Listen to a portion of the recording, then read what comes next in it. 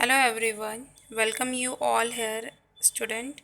I'm Ankita Singh, and this we are continue with the second chapter of Geography, class 8th. Uh, in the previous lecture, we have studied about the land resource, and in this lecture, we go through with the next topic of this chapter, land uses, land के क्या क्या uses हैं और किन किन तरह से मतलब उसके यूजेस चेंज हुए हैं, किस किस तरह से चेंज हुए हैं, इंडिया में क्या यूज़ है लैंड का, इसके बारे में हम पढ़ेंगे। और लैंड यूजेस जैसे कि मैंने बात कही थी कि लैंड का जो यूज़ है वो वेरियस पर्पस के लिए किया जाता है, जैसे कि सेटलमेंट्स के लिए भी, एग्रीकल्चर के लिए भी, क्या इंडस्ट्रीज़ के सेटअप्स के लिए भी, एंड कैटल्स के रेयरिंग या एनिमल हस्बेंड्री आप कह लें, इसके लिए भी यूज़ किया जाता है लैंड का। तो लैंड जो है वो एक बहुत ही यूज़फुल फिज़िकल एलिमेंट है जो कि वेजिटेशन के लिए बहुत ज़्यादा इम्पॉर्टेंट है।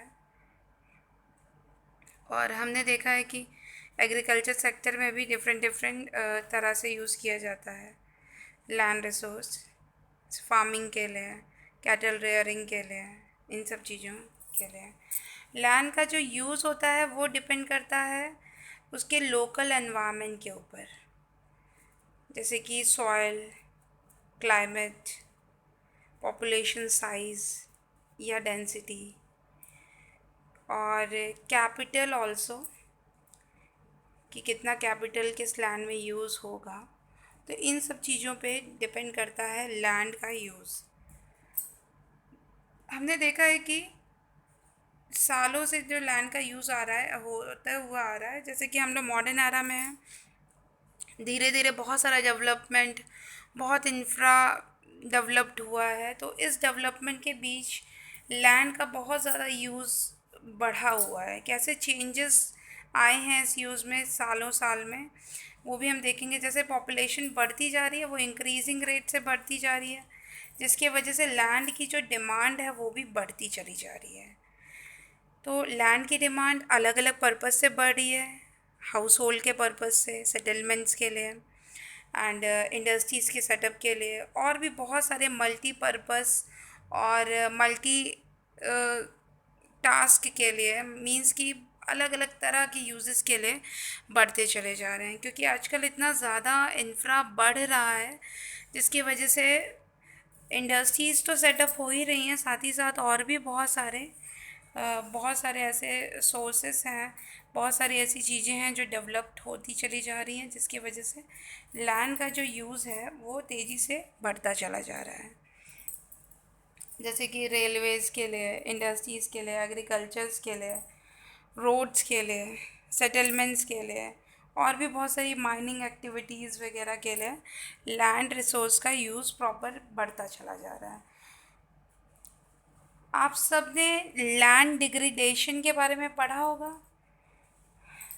लैंड डिग्रेडेशन का मतलब होता है वो लैंड जो कि अब बहुत ज़्यादा सूटेबल नहीं है एग्रीकल्चर के लिए, मतलब कि उसकी प्रोडक्टिविटी या प्रोडक्शन कैपेसिटी कम हो गई है, वो बहुत ज़्यादा बेटर नहीं है कि कल्टीवेशन किया जाए या एग्रीकल्चर या फार्मिंग के यूज़ में आ सके।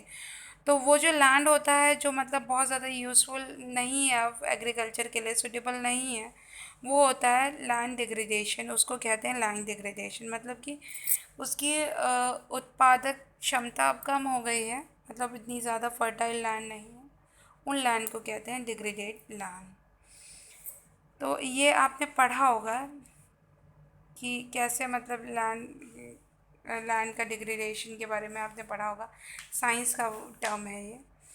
नेक्स्ट हम लोग देखेंगे कि जैसे कि हमने बात की कैटल रेयरिंग के लिए भी लैंड का यूज़ होता है, और बड़े बड़े जैसे ओपन लैंड्स होते हैं, ग्रास लैंड जिसे हम कह सकते हैं, वहाँ पे कैटल्स को पालते हैं या छोड़ दिया जाता है ग्रेजिंग के लिए। तो ग्रेजिंग करने के लिए छोड़ दिया जाता है, लेकिन ये जो ओवर ग्रेजिंग कभी कभी हो जाती है कैटल्स के थ्रू, इससे भी लैंड डिग्रेडेट हो जाता है, क्योंकि लैंड की जो उत्पादक क्षमता होती है वो कम हो जाती है। लैंड की सबसे ऊपर जो टॉप मोस्ट लेयर होती है वो फर्टाइल लेयर होती है, लेकिन कभी कभी ओवर ग्रेजिंग या कंटिन्यूस ग्रेजिंग के वजह से वो जो उर्वरकता क्षमता है, उत्पादक क्षमता है, वो सब ख़त्म हो जाती है, तो लैंड डिग्रेडेट में कन्वर्ट हो जाता है। Next, conservation of land resource के बारे में अगर हम बात करें तो कंजर्वेशन ऑफ लैंड रिसोर्स होता क्या है? लैंड रिसोर्स को किस तरह से हम संरक्षित कर सकते हैं, सुरक्षित रख सकते हैं, इसके बारे में हम बात करेंगे। जैसे कि लैंड जो है वो अलग अलग जगह पे है। उस लैंड को अगर हम प्रॉपरली कल्टीवेट करते हैं इकोलॉजिकल मैनर से, जिससे जो इकोलॉजिकल बैलेंस है, एनवायरमेंटल बैलेंस है, वो बिगड़े ना, तो लैंड जो है वो सही से और कभी डिग्रेडेट नहीं होगा और अच्छे से उसकी प्रोडक्टिविटी बनी रहेगी। कभी कभी क्या होता है, बहुत सारा जैसे माइनिंग आइनिंग करने के लिए या ह्यूमन क्या करते हैं, गार्बेज थ्रो कर देते हैं कहीं पे भी, तो इससे भी लैंड जो होता है उसकी वैल्यू जो होती है वो घटती रहती है।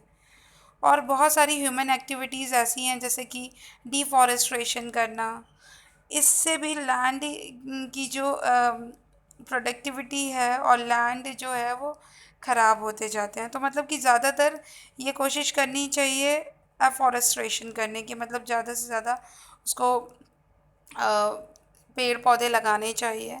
और एक प्लान्ड क्रॉप रोटेशन सिस्टम को ज़रूर इसको अपनाना चाहिए। मतलब कि क्रॉप रोटेशन मतलब एक लैंड में मतलब चेंज कर करके आपको क्रॉप्स को ग्रो करना चाहिए, जिससे क्या होता है उसकी फर्टिलिटी बराबर रहती है, मेंटेन रहती है।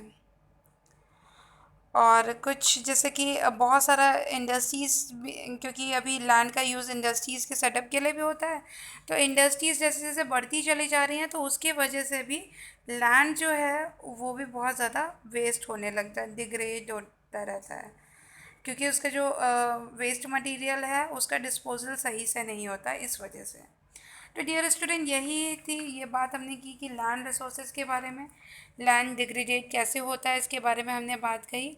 तो अगर लैंड को डिग्रेडेट से बचाना है तो उसका जो वेस्ट है मटेरियल, उसका डिस्पोजल अच्छा होना चाहिए, और लैंड को प्रॉपरली मेंटेन करने के लिए क्रॉप रोटेशन वगैरह और भी बहुत सारी चीज़ें हैं जिससे वो मेंटेन रह सकते हैं। प्रॉपर इरिगेशन सिस्टम और अच्छी क्वालिटी के फर्टिलाइज़र्स वगैरह यूज़ करके भी उसको मेंटेन किया जा सकता है। आगे चैप्टर में जो भी होगा उसके बारे में हम डिस्कस करेंगे डियर स्टूडेंट। और आई होप ये आपको समझ में आया होगा। इसको अच्छे से रिवाइज़ करिए अपने बुक की हेल्प से, और मैं आपको आगे के लेक्चर्स के वीडियोस भी प्रोवाइड करती रहूँगी। मेरे साथ जुड़े रहिए और पूरा चैनल अच्छे से वॉच करिए। नेक्स्ट मैं आपको बताऊँगी सॉइल रिसोर्स के बारे में। इसमें सॉइल के फॉर्मेशन से रिलेटेड और भी और इसके अलावा इंडिया में कौन कौन सी सॉइल्स हैं उसके बारे में हम लोग डिस्कस करेंगे नेक्स्ट लेक्चर में।